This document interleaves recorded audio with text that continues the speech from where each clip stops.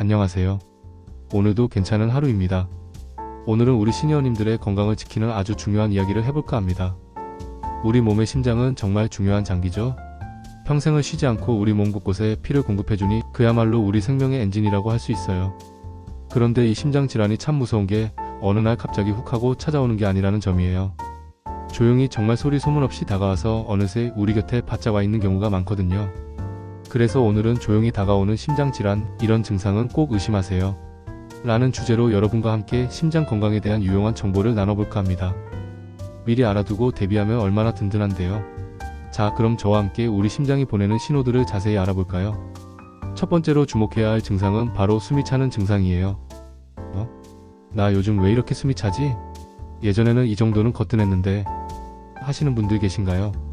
평소에는 괜찮다가 계단을 오르거나 조금만 걸어도 숨이 가쁘거나 아니면 밤에 잠자리에 누웠는데 갑자기 숨이 막혀서 잠을 깨는 경우도 있어요. 이게 단순히 나이 탓이겠거니 하고 넘기시면 절대 안 돼요. 호흡곤란은 심장 기능이 약해지고 있다는 아주 중요한 신호일 수 있거든요. 특히 우리 시니어분들에게 신부전이라는 질환이 참 흔한데 이 신부전의 가장 대표적인 증상이 바로 호흡곤란이랍니다. 심장이 제 역할을 못하면 몸에 필요한 피를 제대로 공급하지 못해서 우리 몸이 부족한 산소를 채우려고 숨을 더 가쁘게 쉬게 되는 거예요. 처음에는 조금 빨리 걷거나 운동할 때만 나타나다가 심해지면 가만히 앉아있을 때도 숨이 차오를 수 있으니 절대 가볍게 생각하시면 안 됩니다. 두 번째로 의심해야 할 증상은 왠지 모르게 피곤하고 기운이 없는 무기력감이에요. 아휴, 나이가 드니 기운이 없네. 춘곤증인가? 하고 생각하실 수도 있어요. 하지만 특별히 뭘 한 것도 없는데 몸이 늘 무겁고 쉽게 지치거나 자꾸만 늘어지고 싶은 기분이 든다면 이것도 심장이 보내는 경고일 수 있습니다. 심장이 혈액을 제대로 공급하지 못하면 우리 몸의 각 장기들이 충분한 영양분과 산소를 받지 못하게 돼요. 우리 몸 전체가 제대로 에너지를 만들지 못하니 당연히 피로감이 몰려올 수밖에 없죠. 단순히 피곤한 것과 심장 질환으로 인한 피로감은 조금 달라요. 충분히 쉬었는데도 회복되지 않고 예전 같지 않게 자꾸만 무기력해진다면 꼭 한번 점검해 볼 필요가 있습니다. 세 번째 신호는 몸이 붓는 증상입니다. 아침에 일어났는데 얼굴이 붓거나 신발이 꽉 끼는 느낌이 드는 발목과 종아리, 부종이 나타난다면 심장 건강을 의심해 봐야 합니다. 특히 저녁이 되면 발목이나 다리가 퉁퉁 붓는 경우가 많을 텐데요. 이게 바로 심장이 혈액을 제대로 순환시키지 못해서 수분이 몸 안에 쌓이는 현상일 수 있어요. 심장이 약해지면 심장으로 가는 혈액의 흐름도 줄어들어서 몸 밖으로 소금을 배출하는 능력이 떨어지고 이 소금 때문에 몸에 물이 더 많이 고이게 되는 거거든요. 이뇨제를 먹어야 하나? 하고 고민하기 전에 혹시 심장 때문은 아닌지 꼭 병원에서 확인해 보시는 게 좋습니다. 네 번째 증상은 자주 마른 기침을 하는 것이에요. 에이, 헛기침 좀 하는 거지 뭐 하고 넘기시는 분들 많으시죠? 그런데 심장이 안 좋으면 폐에 피가 고이면서 폐우열이라는 것이 생길 수 있고 이 때문에 마른 기침이 계속 나올 수 있어요. 감기도 아닌데 기침이 오래가고 특히 밤에 누웠을 때 기침이 더 심해진다면 심장 문제일 가능성도 있습니다. 단순히 감기약이나 기침약만 먹지 마시고 혹시 심장과 관련이 있는 건 아닌지 전문의와 상담해 보시는 게 현명해요. 다섯 번째는 너무나도 잘 알려진 가슴 통증입니다. 하지만 이 가슴 통증도 여러 가지 양상으로 나타날 수 있어서 주의가 필요해요. 우리가 흔히 아는 협심증은 운동을 하거나 스트레스를 받을 때 가슴이 뻐근하고 조이는 듯한 통증이 나타나죠. 마치 누가 가슴을 짓누르는 것 같다고 표현하기도 하시고요. 그런데 심장마비의 전조 증상일 때는 가슴 통증이 더 심하고 왼쪽 팔이나 목, 턱까지 통증이 번지기도 합니다. 단순한 소화 불량으로 오인하기도 쉬운데요. 특히 식사 후가 아닌데도 가슴 중앙이 불편하거나 심지어는 소화 불량처럼 속이 더부룩하고 체한 느낌이 드는데 알고 보면 심장 문제인 경우도 있으니 평소와 다른 가슴 통증이나 불편감이 있다면 즉시 병원에 가보셔야 합니다. 여섯 번째 증상은 가슴이 두근거리는 빈맥입니다. 평소에는 심장이 뛰는 걸 잘 느끼지 못하다가 어느 날 갑자기 심장이 막 요동치듯이 두근거리고 빨리 뛰는 걸 느끼신다면 주의해야 합니다. 특히 심방세동과 같은 부정맥은 노년층에서 아주 흔하게 나타나는 심장 질환인데요. 심장이 불규칙하게 뛰면서 가슴 두근거림, 숨이 차고 쉽게 지치는 증상을 유발할 수 있어요.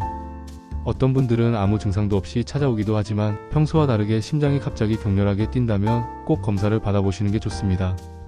잘못하면 뇌졸중의 위험까지 높일 수 있는 무서운 질환이거든요. 마지막으로 우리 어르신들에게 특히 나타날 수 있는 조금은 특별한 증상들도 알아볼까요? 바로 경미한 인지 기능 저하입니다. 심장이 제대로 기능을 못하면 뇌로 가는 혈액 공급도 줄어들 수 있겠죠.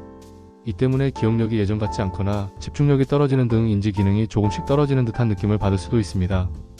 물론 나이가 들면서 자연스러운 변화라고 생각할 수도 있지만 심장 건강과도 관련이 있을 수 있다는 점을 알아두시면 좋을 것 같아요. 그럼 이런 증상들이 나타나기 전에 우리는 어떻게 예방할 수 있을까요? 가장 중요한 건 바로 생활습관 개선입니다. 너무나 당연하고 뻔한 이야기 같지만 정말 가장 효과적인 방법이거든요. 첫째, 규칙적인 운동.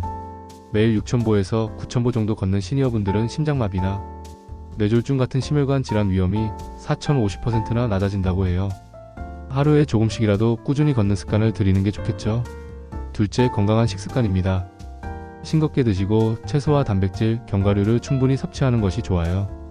나트륨과 당분은 최대한 줄이고요. 셋째, 금연. 담배는 심장에 정말 치명적입니다.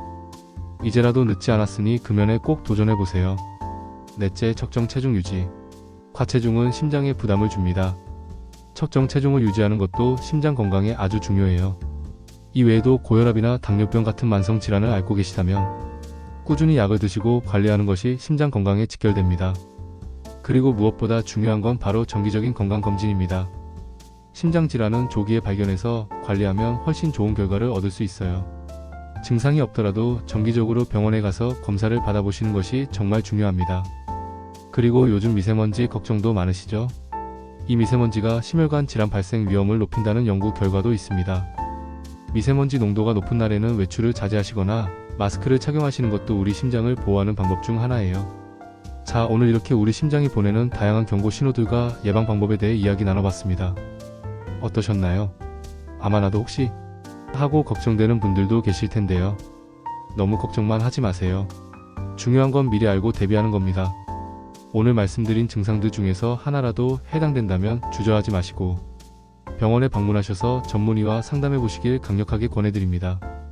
우리 심장은 우리를 위해 평생을 일하는 아주 소중한 친구니까요.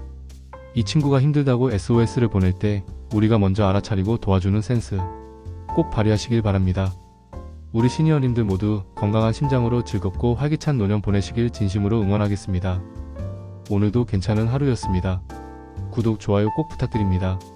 다음에도 더 유익한 건강 정보로 찾아오겠습니다. 그때까지 건강하세요.